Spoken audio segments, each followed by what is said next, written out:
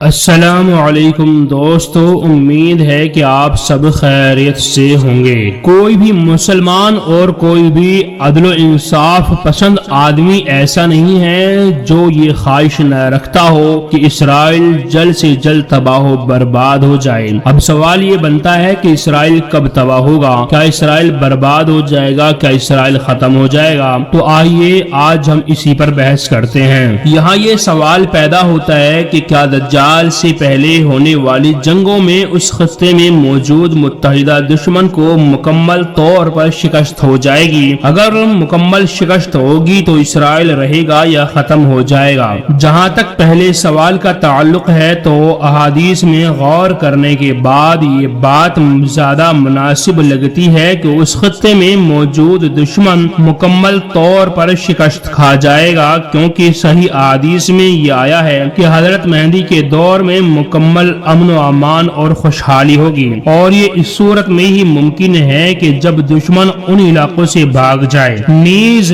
قسطنطنیہ اور فتح روم والی حدیثیں بھی اس بات کی تائید کر رہی ہیں کہ عرب کے خطے میں موجود دشمن شکست کھا جائے گا۔ اب رہا اسرائیل کا مسئلہ تو یہ واضح ہے کہ یہود و نصارہ کی متحدہ فوجوں کو مار پڑے گی تو اس میں اسرائیل کی قوت بھی ختم ہو جائے گی۔ دجال کے بارے میں آتا ہے کہ وہ کسی بات پر غصہ ہو کر نکلے گا۔ ممکن ہے جب غیر مسلموں اور یہود و نصارہ کو واضح طور پر شکست ہو جائے تب دجال غصے کی حالت میں نکلے اور شکست خوردہ کفریہ طاقتیں دوبارہ اس کے ساتھ اکٹھا ہو جائیں گی۔ یہاں ہم خود یہود کی کتابوں سے مختصر حوالے پیش کر رہے ہیں، جس سے صاف پتہ چلتا ہے کہ یہودیوں کی ناپاکی کی وجہ سے اللہ تعالی اسرائیل کو تباہ و برباد کر دے گا۔ اگرچہ یہود ان آیات میں تعویل کرتے ہیں، اسرائیل میں واپسی کے جس دن کا یہودی انتظار کر رہے ہیں اس دن کے بارے میں خود ان کی کتابوں میں بڑا عجیب و غریب نقشہ کھینچا ہے، لیکن یہودی اپنی فطری چال بازی کا مظاہرہ کرتے ہوئے ان کو غلط معنی پہنا کر لوگوں کو دھوکہ دینا چاہتے ہیں۔ ان کی کتاب ایزاخیل میں ہے، پھر اللہ کہتا ہے کیونکہ تم لوگ میرے نزدیک کھوٹے سکے ثابت ہوئے ہو اس لیے تمہیں یروشلم میں جمع کروں گا،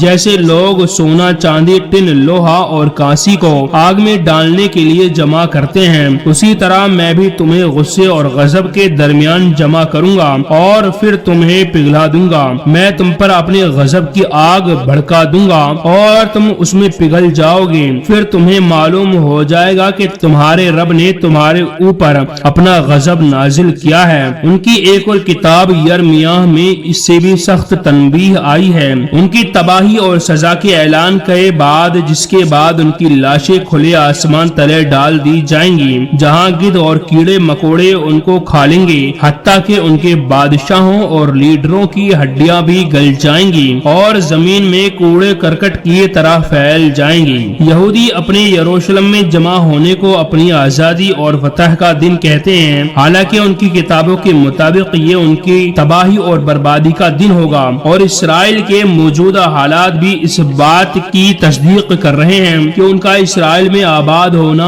ان کی بربادی کا سبب ہے۔ آئے دن کتنے ہی یہودی اسرائیل کی سڑکوں پر کتے بلیوں کی طرح مردار ہوتے نظر آتے ہیں۔ وہ یہودی جو تمام دنیا سے بڑی امیدیں اور بہت تکبر و نخوت کے ساتھ اسرائیل آئے تھے، آج ان کے خوابوں کی زمین ہی ان کے لیے زندہ قبرستان ثابت ہو رہی ہے۔ ان کی کتاب یرمیاہ میں اللہ تعالیٰ فرماتا ہے، درختوں کو کاٹ دو اور یروشلم کے خلاف ایک قلعہ بناؤ، یہ وہ شہر ہے جسے سزا دی جائے گی، اس کے اندر ظلم بھرا ہوا ہے، جیسے کہ کسی چشمے سے پانی ابل رہا ہو، اسی طرح سے اس کے اندر سے ظلم ابل رہا ہے، اس میں سے تشدد اور نافرمانیوں کی آوازیں آ رہی ہیں، اور مجھ خدا کے سامنے زخموں اور دکھوں کی مسلسل کراہیں آ رہی ہیں۔ اے سیہون کی بیٹی، لو دیکھ لو، شمال کی جانب سے ایک قوم اٹھ رہی ہے، اسی طرح زمین کے آخری حصے سے بھی ایک قوم اٹھائی جائے گی، ان کے پاس تیر اور کمان ہوں گے،